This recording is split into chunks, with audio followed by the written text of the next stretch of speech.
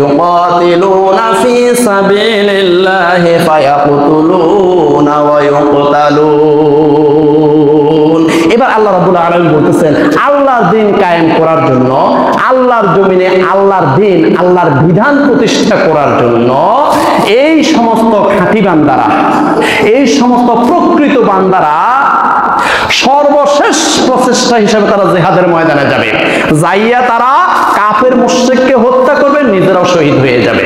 ইউকাতিলুনা ফি সাবিলিল্লাহি ফায়াকতুলুনা ওয়া ইউকতালুন ওয়াদান আলাইহি হাক্কান ফিত তাওরাতি ওয়াল ইনজিলি ওয়াল কুরআন। এই যে তোমরা জান এবং মালের বিনিময়ে জান্নাত পাবে, এই ওয়াদাটা কে করেছে? আল্লাহ।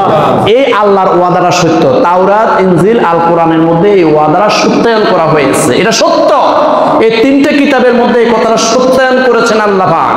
এই কথাটা সত্য, জান এবং মাল যদি আল্লাহর রাস্তায় তোমরা ব্যয় করো, এর বিনিময়ে জান্নাত অবশ্যই পাবে। ওমান আওফা বিআহদিহি মিনাল্লাহি, আল্লাহর সে ওয়াদা পালনকারী আর কে হতে পারে?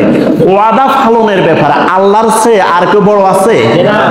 আল্লাহর সে ওয়াদা পালনকারী আর কে হতে পারে? ওমান আওফা বিআহদিহি মিনাল্লাহি ফাস্তাবশিরু বিবাইইকুমুল্লাযী বায়াতুম বিহি। অতএব বান্দারা, তোমরা যারা জান এবং মাল আল্লাহর রাস্তায় ব্যয় করার জন্য প্রতিজ্ঞাবদ্ধ হয়ে গেছো, তোমরা আনন্দ করো। সুবহানাল্লাহ, সুবহানাল্লাহ। তোমরা আনন্দ করো, আনন্দ করো। ফাস্তাবশিরু বিবাইইকুমুল্লাযী বায়াতুম বিহি। তোমরা যারা নিজের জীবন এবং সম্পদ আল্লাহর রাস্তায় ব্যয় করার জন্য প্রতিজ্ঞাবদ্ধ হয়েছো, মনে মনে ইরাদা করেছো, ইচ্ছে করেছো, আমার জীবন, আমার সম্পদ আল্লাহর রাস্তায় ব্যয় করব, এই জন্য তোমরা আনন্দ করতে পারো, কারণ তোমাদের এই প্রতিজ্ঞাটা আল্লাহ সুবহানাহু ওয়া তাআলা কবুল করে নিয়েছে। যালিকা হুয়াল ফাউজুল আযীম। এটা হলো সবচেয়ে বড় সফলতা।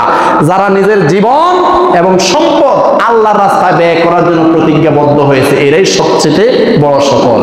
এখন এদের 9টা গুণ বর্ণনা করা হয়েছে। কাদের? যারা নিজের জীবন এবং সম্পদ আল্লাহর রাস্তায় ব্যয় করার জন্য প্রতিজ্ঞাবদ্ধ হয়েছে, তাদের 9টা গুণ বর্ণনা করে। তারা কারা? আত-তাইবুন আল-আবিদুন আল-হামিদুন আস-সাইহুন আর-রাকিউন আস-সাজিদুন আল-আমিরুন বিল মা'রুফি ওয়ান-নাহুন আনিল মুনকার ওয়াল হাফিজুনা লিহুদুদিল্লাহি ওয়া বাশশিরিল মুমিনিন। এই খাঁটি বান্দা, এই প্রকৃত বান্দাদের 9টা গুণ আল্লাহ পাক এর পরের আয়াতে বর্ণনা করেছেন, সূরা তওবা 112 নম্বর আয়াতের মধ্যে। এই খাঁটি বান্দাদের 9টা গুণের মধ্যে 1 নম্বর গুণ আত-তাইবুন, তারা গুনাহ থেকে তওবা করবে। আল্লাহ আর গুনাহ করব না, আর পাপ করব না, জীবনে আর কখনো বেগানা নারীর দিকে তাকাবো না, আল্লাহ আর জিনা করব না, আর ব্যভিচার করব না, কারো হক নষ্ট করব না, আল্লাহ কারো একটা গাছের আগাও আমি আর ছিড়ব না, আল্লাহ কাউকে আর মনে কষ্ট দিব না, একটা থ্রেড দিয়ে কাউকে মনে কষ্ট দিব না। আল্লাহ তওবা করলাম। আত-তাইবুন, তারা তওবাকারী। আত-তাইবুন আল-আবিদুন, তারা হবে ইবাদতকারী। গভীর রাতে তাকে কেউ আটকিয়ে রাখতে পারবে না। আরামের বিছানা ছেড়ে আল্লাহর রাহে, আল্লাহর কুদরতি পায়ের মধ্যে সে সিজদায় লুটিয়ে যাবে। সুবহানাল্লাহ। তারা ইবাদতকারী হবে। আত-তাইবুন আল-আবিদুন আল-হামিদুন, তারা সব সময় প্রশংসা করবে একজনের। তিনি কে? আল্লাহর প্রশংসা করবে। আল-হামিদুন, সব সময় প্রশংসা করবে। না খাইলেও আলহামদুলিল্লাহ বলবে। পারবেন? এরকম 3 দিন না খাইও আলহামদুলিল্লাহ পারবেন?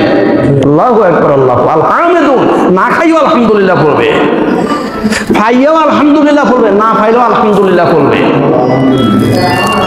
সব সময় তারা আল-হামিদুন। আত-তাইবুন আল-আবিদুন আল-হামিদুন আস-সাইহুন, তারা হবে সিয়াম পালনকারী। আল্লাহর হুকুম, রমজান মাসের সিয়াম তারা পালন করবে। তারা কোনো অজুহাত দেখাইবে না, গ্যাস্ট্রিকের অজুহাত দেখাইবে না, ডায়াবেটিসের অজুহাত দেখাইবে না, আমার পেট ব্যথার অজুহাত দেখাইবে না, বিভিন্ন অজুহাত দেখাইয়া তারা সিয়াম ত্যাগ করবে না। আস-সাইহুন, 4 নম্বর গুণ হলো তারা সিয়াম পালন করে। আল্লাহর হুকুম তারা সঠিকভাবে সিয়াম পালন করবে। আর-রাকিউন আস-সাজিদুন, তারা হবে রুকু সিজদাকারী। তাদের দিকে যখন তাকাবেন, রুকু সিজদা অবস্থা দেখবেন। রুকআউ সুজদান ইয়াবতাগুনা ফাদলাম মিনাল্লাহি ওয়া রিদওয়ানা। আল্লাহ পাক রব্বুল আলামিন বলেন, এই খাঁটি বান্দাদের দিকে যদি তাকাই, হয়তো তাদেরকে রুকু অবস্থায় দেখি, আমরা সিজদা অবস্থায় দেখি। সুবহানাল্লাহ বললেন না?